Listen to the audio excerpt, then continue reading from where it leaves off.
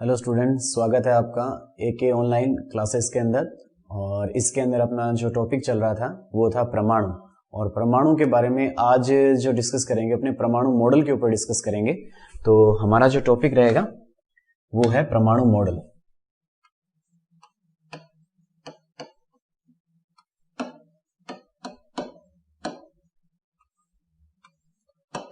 परमाणु मॉडल अपने proton, neutron और इलेक्ट्रॉन की खोज किस प्रकार से हुई थी, किस प्रकार के जो अवपरमाणविक कण हैं उन अवपरमाणविक कणों की बात कर ली। इसके बाद में ये जो अवपरमाणविक कण हैं, इनके बाद में जो कण होंगे वो व्यवस्थित किस प्रकार से होंगे, तो उनकी व्यवस्था के बारे में अलग अलग वैज्ञानिकों के लिए जो अलग अलग मॉडल दिए गए थे। इसमें जो सबसे पहला जो मॉडल था वो था थॉमसन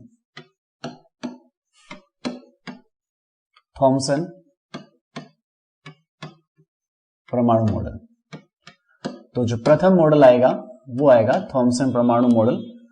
अब थॉमसन ने जो अपना परमाणु मॉडल दिया था, ये अपने कह सकते हैं कि उस समय तक अपने जो तीनों कणों की अपने खोज की बात कर चुके थे। लेकिन जब थॉमसन ने अपना मॉडल दिया था उस समय तक वास्तव में इलेक्ट्रॉन की खोज ही हुई थी, ठीक है, या इनको इलेक्ट्रॉन के बारे में ही पता था। ये प्रोटॉन को धनावेशित कण कहते हैं, क्योंकि जो प्रोटॉन जो नाम दिया गया था वो गोल्डस्टीन ने नाम दिया था, लेकिन ये यहां पर प्रोटॉन को क्या कह रहे हैं, धन आवेशित कण ही कहेंगे। तो थॉमसन का जो मॉडल है, इस मॉडल को अपने अलग अलग नामों से जानते हैं। जैसे अपने इसको कह सकते हैं पलम पुडिंग मॉडल कह सकते हैं, ठीक है, या अपने यहां पर अगर बात करते हैं तो इसको अपने नाम दिया जा सकता है तरबूज मॉडल भी नाम दिया जा सकता है, ठीक है। तो इसी नामों से इसको जाना जाएगा, पलम पुडिंग मॉडल या तरबूज मॉडल। ये मॉडल क्या है, ठीक है, तो इसके बारे में अपने देखें तो ये क्या कहता है कि जो परमाणु है वो परमाणु एक धनावेशित गोला है। इस मॉडल के आधार पर परमाणु क्या है, धनावेशित गोला है। अब धनावेशित गोला किस प्रकार से है, जैसे अपने देखें कि एक लड्डू को देखा जाए तो लड्डू है वो छोटी छोटी जो उसके अंदर बूंदियां हैं, जो बूंदी से मिलकर बना हुआ है, तो वो बूंदी की जो कणों को अपने क्या मान सकते हैं, धनावेश मान सकते हैं, ठीक है। तो ये जैसे अपने कह सकते हैं कि छोटी छोटी बूंदियों से मिलकर बना हुआ है, और ये जो बूंदियां हैं वो क्या है, धनावेश है। इस प्रकार से इसके अंदर धनावेश वितरित रहता है। तो वो कहता है कि इस पूरे परमाणु के अंदर जो धनावेश है, थॉमसन के मॉडल के आधार पर यह बताया गया कि जो धनावेश है समान रूप से पूरे परमाणु के अंदर वितरित रहता है, ठीक है। तो पूरे परमाणु में समान रूप से धनावेश का वितरण रहेगा। और जो इलेक्ट्रॉन है वो इलेक्ट्रॉन जैसे इस लड्डू के अंदर अपने बात कर सकते हैं, जैसे इलायची के जो दाने होते हैं उस इलायची के दानों की तरह से इसके बीच में क्या पाए जाते हैं, इलेक्ट्रॉन पाए जाते हैं। तो यहां पर इन्होंने इस धनावेश को प्रोटॉन नहीं कह रहा है, क्योंकि उस समय तक अपने कह सकते हैं कि प्रोटॉन को जब ये थॉमसन ने अपना जो मॉडल दिया था उस मॉडल के समय अपने कह सकते हैं कि प्रोटॉन का आविष्कार नहीं हुआ था। तो ये हो गया अपने पास जो धनावेश है उस धनावेश का समान रूप से अपने वितरण प्रदर्शित कर दिया।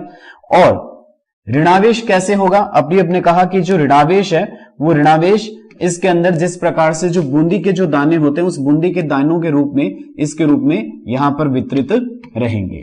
तो ये थॉमसन का मॉडल था, ठीक है, जिसको अपने पलम पुडिंग मॉडल के नाम से इन्होंने बताया था। अब पलम पुडिंग वहां की एक मिठाई है, जैसे अपने आइसक्रीम से तुलना कर सकते हैं कि आइसक्रीम एक गोला है और उसके ऊपर जो चेरी अपने वितरित की हुई होती है, या तरबूज की तरह से इसकी तुलना कर सकते हैं कि तरबूज क्या है, कि पूरे तरबूज को अपने क्या माना जा सकता है, एक धनावेशित गोला माना जा सकता है। और उसके अंदर जो बीज होते हैं तरबूज के, वो तरबूज के जो बीज हैं वो क्या होंगे, ऋणावेश इलेक्ट्रॉन को प्रदर्शित करेंगे। तो आपने यहां पर इसको लड्डू के साथ तुलना कर सकते हैं, तरबूज के साथ में इसकी तुलना की जा सकती है, ठीक है। या इन्होंने जो नाम दिया था पलम पुडिंग, तो पलम एक मिठाई थी और उसके ऊपर पुडिंग उसकी सजावट के लिए जो काम में ली जाने वाली कोई वस्तु थी, उसके तरह पर इसको तुलना की गई थी। लेकिन जो थॉमसन का जो मॉडल है वो ज्यादा अपने कह सकते हैं फेमस नहीं हुआ। अब इसके फेमस न होने के पीछे का जो कारण था वो कारण ये था कि जब प्रोटॉन को जो खोज लिया गया, ठीक है, और इसके बाद जो अन्य अवपरमाणविक कण भी आ गया, कौन सा, न्यूट्रॉन आ गया। तो जब न्यूट्रॉन और प्रोटॉन आ गए, ठीक है, दूसरा इन्होंने कहा कि अब परमाणु उदासीन कैसे होगा, क्योंकि अपने बात करें कि सामान्यतः परमाणु क्या होता है, उदासीन होता है। तो जब इस मॉडल के आधार पर इन्होंने कहा कि जो धनावेश है वो धनावेश पूरे परमाणु के अंदर समान रूप से वितरित होता है, ठीक है। और इलेक्ट्रॉन किस तरह से पाए जा रहे हैं, तो इलेक्ट्रॉन अपने कहा कि जैसे इलायची के दाने लड्डू के अंदर होते हैं, उस तरह से इसके अंदर क्या पाए जाते हैं, इलेक्ट्रॉन पाए जाते हैं। तो ये इसका जो मॉडल था, लेकिन ये मॉडल परमाणु की उदासीनता के बारे में हमें नहीं समझा सकता है। थॉमसन के परमाणु मॉडल की मुख्य रूप से कमी, यही कमी अपने को देखने को मिलती है। ठीक है, तो ये ज्यादा जो मॉडल अपने को फेमस नहीं हुआ। इसके बाद में थॉमसन के मॉडल के बाद में जो दूसरा मॉडल जो आया, उस मॉडल को अपने जो नाम दिया जा सकता है। ठीक है, अब यहां पर अपने देखिए ये मॉडल किए जा रहे हैं। मॉडल का मतलब क्या है कि ये परमाणु की संरचना नहीं है। अलग अलग वैज्ञानिकों ने परमाणु को अपनी तरह से समझाने की कोशिश की गई थी। ठीक है, अपने ये नहीं कह सकते परमाणु की वास्तविक संरचना ये है, क्योंकि जैसे जैसे अपरमाणविक कण या सब एटॉमिक पार्टिकल खोजे गए, तो सब एटॉमिक पार्टिकल किस तरह से वो परमाणु के अंदर विन्यासित होंगे। जैसे अब इससे सबसे पहले जो अपने कहते हैं कि परमाणु की जो खोज की गई थी डाल्टन के द्वारा की गई थी। तो डाल्टन ने परमाणु के बारे में बताया कि परमाणु क्या रहता है, अविभाजित रहता है, परमाणु को विभाजित नहीं किया जा सकता। लेकिन बाद में जब माइकल फेराडे ने जो अपना कैथोड किरण नलिका प्रयोग किया गया, उस कैथोड किरण नलिका प्रयोग के बाद में अपने पास प्रोटॉन और इलेक्ट्रॉन की खोज हुई। ठीक है, इसी तरह से चैडविक ने न्यूट्रॉन की खोज कर दी गई। तो ये जो या अन्य अपरमाणविक कणों की अपने यहां पर बात नहीं करेंगे, जैसे पॉजिट्रॉन है, म्यूट्रॉन है, उन कणों की अपने बात नहीं कर रहे हैं। मुख्य रूप से 3 कणों की बात अपने कर रहे हैं। तो ये जो कण किस प्रकार से विन्यासित होंगे, उसके लिए अलग अलग वैज्ञानिकों ने अपने अलग अलग मॉडल दिए थे। मतलब उनको विन्यास करके दिखाया था किस तरह से वो विन्यासित हो सकते हैं। ठीक है, तो इसके बाद में जो दूसरा, जो थॉमसन का मॉडल ज्यादा नहीं चल पाया, इसके बाद में जो दूसरा मॉडल जो हमारे सामने आता है, वो दूसरा मॉडल था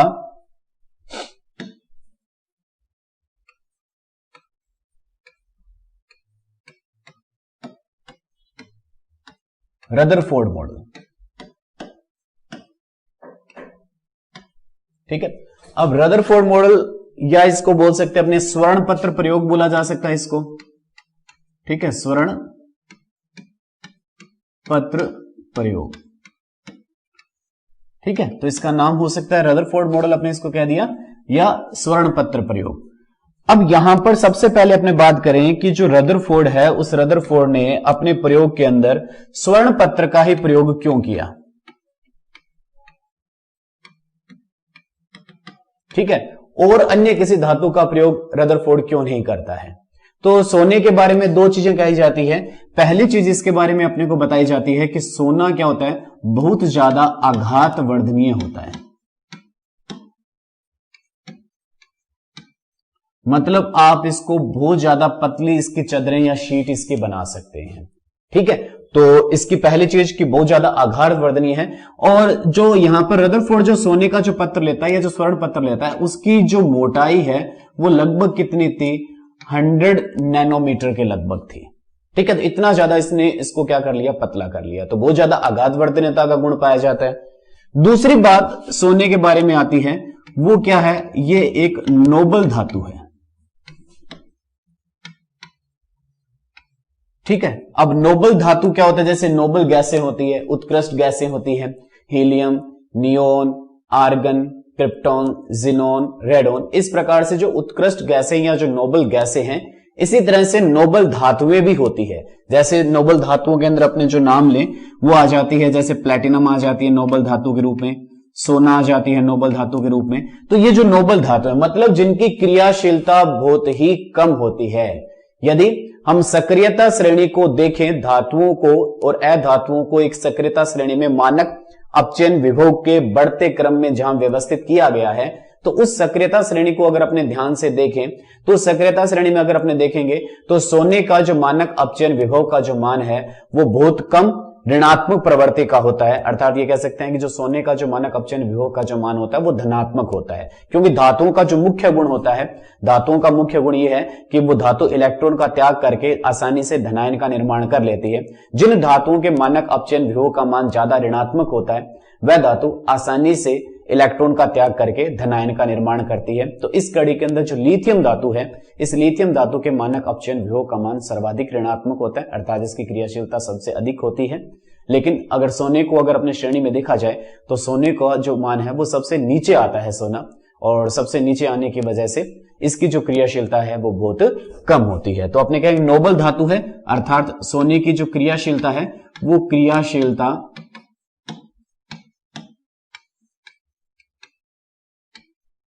बहुत कम होती है। ठीक है, तो ये जो दो गुण अपने को देखने को मिले सोने के अंदर स्वर्ण पत्र का जो प्रयोग लिया गया, सबसे पहले उसके अंदर देखा कि वो एक आघात वर्धनीय धातु है, इसकी बहुत ज्यादा पतली चादर बनाई जा सकती है। यहां पर जो रदरफोर्ड अपने प्रयोग में जो सोने का जो स्वर्ण पत्र लेता है, मतलब एक सोने की पतली पन्नी जो ली गई, उस सोने की पतली पन्नी की जो मोटाई थी, वो मोटाई कितनी थी, 100 nm या 100 नैनोमीटर मोटाई का उसने स्वर्ण पत्र का प्रयोग किया था।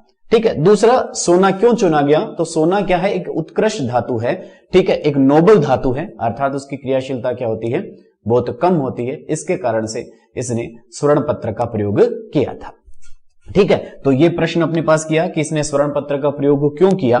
अब ये प्रयोग क्या करता है, इसने क्या किया कि यहां पर एक बॉक्स जो अपने कह सकते हैं कि ये बना हुआ था लेड धातु का। ठीक है, तो ये लेड बॉक्स हो गया। इस लेड बॉक्स के अंदर इन्होंने यहां पर एक धातु को रखा गया। ठीक है, और ये धातु किसकी थी, कौन सी धातु है, अपने कह सकते हैं ये रेडियम धातु है। ठीक है, और इस स्वर्ण पत्र के अंदर एक छोटा सा अपने कह सकते हैं कि एक छिद्र था, और इस छोटे से छिद्र के अंदर क्यों छोड़ा इन्होंने छोटा छिद्र, क्योंकि ये जो रेडियम धातु है, रेडियम धातु की अगर अपने बात करते हैं तो ये कहती है रेडियो एक्टिव पदार्थ है। रेडियो एक्टिव पदार्थ क्या होते हैं, जिनका नाभिक स्वतः ही अपघटित होता रहता है, उन धातुओं को क्या कहा जाता है, रेडियो एक्टिव धातुएं कहा जाता है। तो रेडियम एक रेडियो एक्टिव धातु है, अर्थात इसका नाभिक स्वतः ही अपघटित होता रहता है, और ये अपघटित होकर कौन से कण देगा, अपने को यहां से अल्फा कण मिलेंगे। अल्फा कण क्या होते हैं, तो अल्फा कणों की परिभाषा अपने कह सकते हैं कि अल्फा कण क्या है, जिनके ऊपर 2 इकाई धनावेश होता है। अल्फा कण क्या होते हैं, जिनके ऊपर 2 इकाई धनावेश होता है, और जिनका जो द्रव्यमान है वो द्रव्यमान कितना होता है, 4 इकाई होता है। तो अल्फा कण क्या होते हैं, जिनके अपने कह सकते हैं 2 इकाई जिनका द्रव्यमान है, धनावेश जिनके ऊपर क्या होता है, 2 इकाई है, और द्रव्यमान कितना होता है, 4 इकाई द्रव्यमान होता है, उन्हें क्या कहा जाता है, अल्फा कण कहा जाता है। तो ऐसी चीज अपने को किसमें देखने को मिलती है, ये चीज अपने को हीलियम में देखने को मिलती है। ठीक है, हीलियम का नाभिक, तो हीलियम का अपने जो परमाणु क्रमांक 2 है, इसका द्रव्यमान कितना होता है, 4 होता है, और अगर इस हीलियम में से अगर अपने इलेक्ट्रॉन को अगर त्याग दें, क्योंकि हीलियम के पास 2 ही इलेक्ट्रॉन है, तो अगर त्याग दिए जाते हैं तो वो क्या बन जाता है, अल्फा कण बन जाता है। तो अल्फा कण वास्तव में क्या है, हीलियम के नाभिक को ही क्या कहा जाता है, अल्फा कण कहा जाता है। तो अपने कहा कि यहां से इन्होंने क्या किया कि इस रेडियम धातु क्या करेगी, अल्फा कणों का उत्सर्जन करेगी। अब अल्फा कण जब इसमें से उत्सर्जित होंगे, उत्सर्जित होने के बाद में यहां से अपने कहते हैं कि इसने यहां पर एक स्वर्ण पत्र का प्रयोग कर रखा था। इसने अपने कहा था एक सोने की पतली पन्नी ले रखी थी, तो ये एक सोने की पतली पन्नी होगी। इसकी जो मोटाई अपने पहले ही बता चुके थे कितनी है, लगभग ये 100 nm मोटी सोने की पन्नी है, और इसके चारों तरफ, इस स्वर्ण पत्र के चारों तरफ अपने कहा कि जिंक सल्फाइड जो अपने एक सफूर दीप्त पदार्थ होता है, इस सफूर दीप्त पदार्थ का यहां पर इन्होंने पर्दा लगा रखा था। ठीक है, तो इसके चारों तरफ इसने क्या किया, यहां पर जिंक सल्फाइड जो एक सफूर दीप्त पदार्थ या प्रतिदीप्त पदार्थ इसको बोल सकते हैं। ठीक है, इन दोनों में अंतर हम बता चुके हैं कि सफूर दीप्त या प्रतिदीप्त पदार्थ क्या होते हैं। तो ये इसने इसके चारों तरफ लगा रखा था। ठीक है, क्यों लगा रखा था कि जब अल्फा कण इसमें से निकलेंगे तो निकलने के बाद में यहां पर क्या होगा कि ये जब इसमें से कण निकलने के बाद में कुछ चीजें अपने को यहां पर देखने को मिलेगी। वो देखने को क्या क्या चीजें मिलती है उसके बारे में अपने देखते हैं। तो इस प्रयोग को अपने देखें, पहले अपने इसमें बात कर चुके हैं कि लेड का बॉक्स था, और कौन सी धातु यहां पर जो अपने कह रहे हैं वो रेडियम धातु का प्रयोग किया गया था। रेडियम धातु क्या है, अपने ये कह सकते हैं कि ये एक इसमें से अल्फा कण यहां से क्या होंगे, उत्सर्जित होंगे, और इन अल्फा कणों को किस पर गिराया गया, यहां पर स्वर्ण पत्र के ऊपर इन्होंने गिराया। अब स्वर्ण पत्र पर गिराने पर क्या देखने को मिला, तो उसकी अपने बात करते हैं। तो यहां पर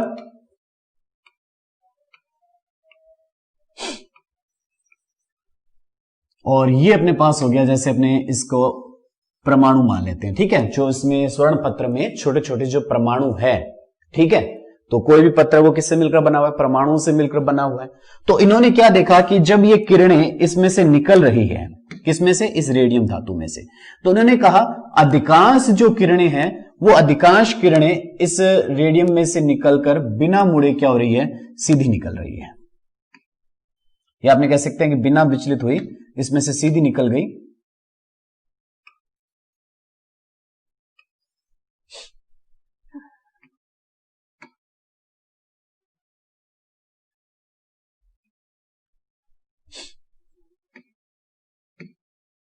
तो देख सकते हैं अधिकांश जो किरणें हैं वो अधिकांश किरणें बिना विचलित हुए इस परमाणु में से सीधी निकल रही है। ठीक है, कुछ किरणों में इनको विचलन भी देखने को मिला,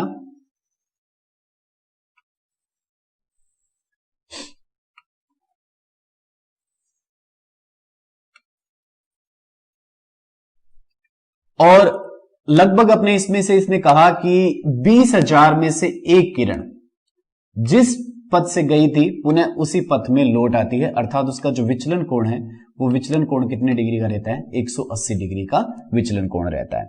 तो यहां पर इसने जो स्वर्ण पत्र प्रयोग के अंदर 3 तरह की, यहां पर इसने क्या कर रखा था? जिंक सल्फाइड का एक पर्दा लगा रखा था इसके चारों तरफ। जो स्वर्ण पत्र को इसने प्रयोग में लिया गया था, इस स्वर्ण पत्र को किसके बीच में रखा गया था?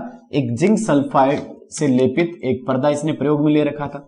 तो इन्होंने देखा कि जैसे ये किरणें जो अल्फा कण इसमें से निकल रहे हैं, यहां से कौन से कण निकल रहे थे? अल्फा कण इसमें से निकल रहे थे रेडियम धातु में से।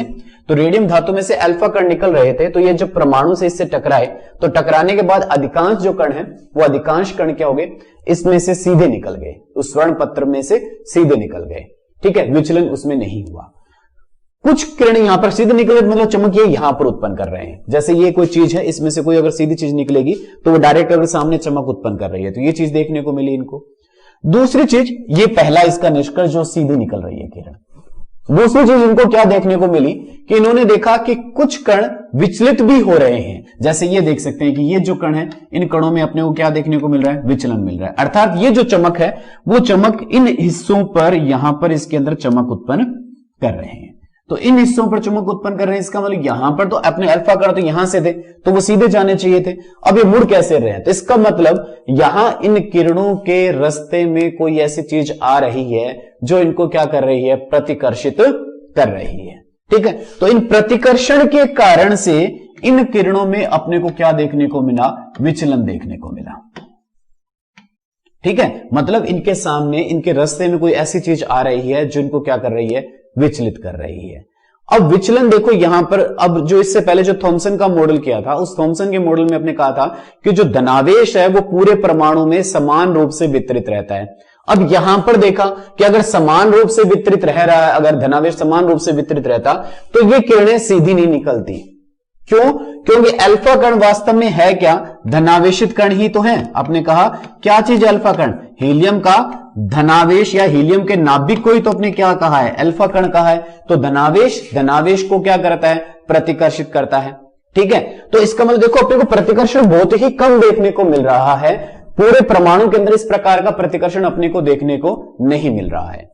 तीसरी बात अपने करें कि तीसरी किरण ये देख सकते हो कि जिस दिशा से आई थी पुनः उसी दिशा से लौट रही है, और ये जो अपने को देखने को मिला वो लगभग 20,000 में से एक किरण में ये चीज अपने को देखने को मिली थी। मतलब अपने कह सकते हैं कि 20,000 अल्फा कणों को किसी सामने कोई रखी वस्तु से टकराया गया, और उन 20,000 में से एक कण ही वापिस क्या आया? जो फेंकने वाला है या जहां से अपने इन कणों को निकाला गया था, जैसे यहां से अपने कण निकाला गया तो उसी से वापस आकर क्या हो गया? टकरा गया। ठीक है, जैसे अपने सामने एक पतला कागज लगा रखा है, इस पतले कागज के ऊपर अपने जो तोप है उस तोप से गोले दाग रहे हैं, और उन्होंने कहा कि जब वे गोले दागे जा रहे हैं उनमें से लगभग 20,000 गोले अपने दाग दिए, तो 20,000 गोलों में से कोई एक गोला क्या हुआ? जो दागने वाला है, जहां से वो गोला निकला है उसी से वापस आकर वो क्या हो गया? उससे आकर टकरा गया। ठीक है, तो ये इसको बड़ा अचंभा हुआ, इससे इसको क्या चीज देखने को मिली? तो यहां पर इन्होंने देखा कि 3 तरह के अपने पास यहां पर निष्कर्ष इससे निकाले जा सकते हैं। वो निष्कर्ष क्या होते हैं? कितने इससे निष्कर्ष अपने को क्या क्या देखने को मिले यहां पर रदरफोर्ड के स्वर्ण पत्र मॉडल के अंदर? तो वो निष्कर्ष क्या थे, उन निष्कर्षों की बात करते हैं यहां पर। ठीक है, तो यहां पर ये जो रदरफोर्ड जो अपने प्रयोग कर रहे थे वो अपने सहायक थे इसके मार्सडन, इस मार्सडन के साथ में इन्होंने अपना प्रयोग किया था। ठीक है। और ये जो प्रयोग किया गया था लगभग 1911 के अंदर ये अपने प्रयोग को कर रहे थे। ठीक है, तो रदरफोर्ड किसके साथ मिलकर ये प्रयोग कर रहे थे? तो मार्सडन के साथ मिलकर अपना इन्होंने प्रयोग किया था। और इस प्रयोग से इनको निष्कर्ष क्या क्या मिले, उन निष्कर्षों की अपने यहां पर अगर अपने बात करें,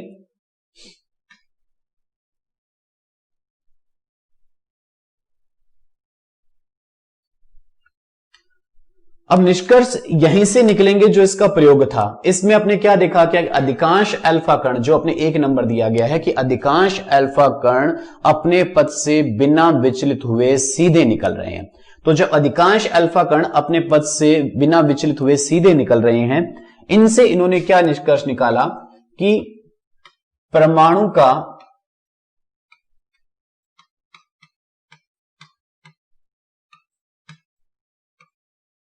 अधिकांश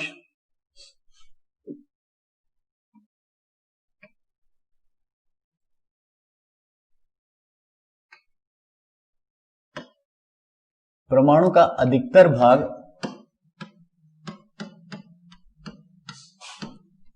रिक्त होता है। ठीक है, तो ये इनका जो अपने थॉमसन का जो मॉडल था, जिसके आधार पर यह कहा गया था कि जो धनावेश है वो पूरे परमाणु में समान रूप से वितरित रहता है, उससे उलट बात इन्होंने कह दी। ये क्या कहता है कि परमाणु का अधिकतर भाग जो है वो क्या होता है, रिक्त रहता है, क्योंकि अधिकतर अल्फा कण अपने पथ से बिना विचलित हुए सीधे निकल रहे थे। उसके आधार पर इन्होंने अपना पहला निष्कर्ष अपने को दिया। ठीक है, अब दूसरा जो निष्कर्ष, दूसरी बात इन्होंने क्या कही, दूसरी बात इसके जो मॉडल के अंदर क्या थी कि कुछ कण अपने यहां पर देख रहे हैं कि कुछ कणों में अपने को क्या देख रहा है, जैसे अपने 2 नंबर दिए गए हैं, इनमें विचलन देखने को मिल रहा है।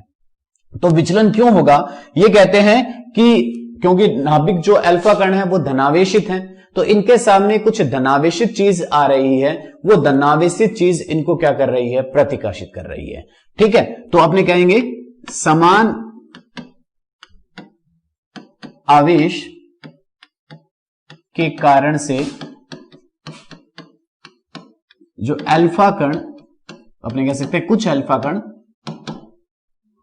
कण विचलित होते हैं, अर्थात धनावेश का वितरण पूरे परमाणु में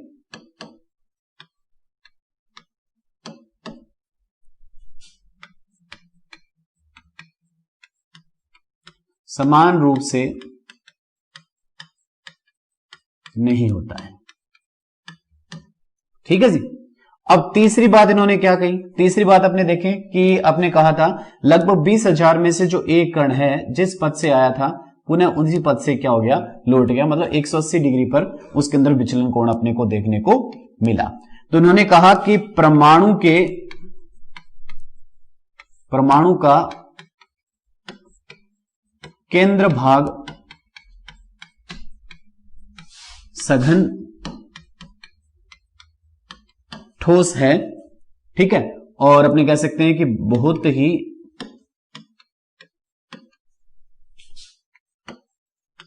सूक्ष्म होता है, जिसमें संपूर्ण धनावेश स्थित रहता है। ठीक है, इन्होंने तीसरा निष्कर्ष निकाला कि परमाणु का जो केंद्र भाग है वो सघन ठोस भाग है, वो बहुत ही क्या होता है, सूक्ष्म होता है। और इस सूक्ष्म भाग में जो परमाणु का जो संपूर्ण धनावेश है, जैसे थॉमसन का जो पलम बोर्डिंग मॉडल था, वो थॉमसन का पलम बोर्डिंग मॉडल ये बता रहा था अपने को कि जो संपूर्ण जो धनावेश है वो समान रूप से क्या रहता है, वितरित रहता है। तो वो समान रूप से वहां पर वितरण उसके अंदर अपने को देखने को नहीं मिला था इसके अंदर। तो ये जो 3 निष्कर्ष परमाणु के मॉडल के अंदर निकाले गए। अब ये सूक्ष्म कितना है, वो कहता है कि अपने इसकी तुलना कर सकते हैं कि जो नाभिक है वो नाभिक को क्रिकेट की बॉल की तरह से मान सकते हैं, और वो जो क्रिकेट की जो बॉल है, पूरा परमाणु का जो व्यास अपने या इसकी जो त्रिज्या मानी जा सकती है वो 5 किलोमीटर के दायरे में मानी जा सकती है। मतलब एक छोटी बॉल 5 किलोमीटर के एरिया के बीच में रखी हुई है, तो इतना छोटा नाभिक होता है और परमाणु का जो आकार है वो कितना होगा, 5 किलोमीटर के एरिया में वो क्या होगा, फैला रहेगा। तो इसका मतलब नहीं कह सकते हैं संपूर्ण परमाणु की तुलना में जो नाभिक है उस नाभिक को क्या माना जा सकता है, अपने इसके नाभिक के आकार को क्या कह सकता है, नगण्य मानकर क्या कह सकता है, छोड़ा जा सकता है। तो जो नाभिक है उस नाभिक का अपने जो आकार बताया जाता है वो कितना बताया जाता है, 10 की पावर माइनस 15 मीटर, या आपने कह सकते हैं 10 की पावर माइनस 13 सेंटीमीटर। और जो परमाणु है उस परमाणु का आकार की अगर अपने बात करते हैं तो परमाणु का आकार कितना हो जाता है अपने पास यहां पर 10 की पावर माइनस 10 मीटर, या अपने कह सकते हैं 10 की पावर माइनस 8 सेंटीमीटर, ये परमाणु का आकार हो सकता है। ठीक है, तो ये रदरफोर्ड के परमाणु मॉडल के आधार पर जो अपने को इन्होंने जो क्या निष्कर्ष निकाले वो निष्कर्ष इन्होंने अपने को यहां पर बता दिए। इसके बाद में इस निष्कर्ष से क्या क्या अपने को प्रेक्षण देखने को मिले वो प्रेक्षण अपने नेक्स्ट वीडियो के अंदर देखेंगे।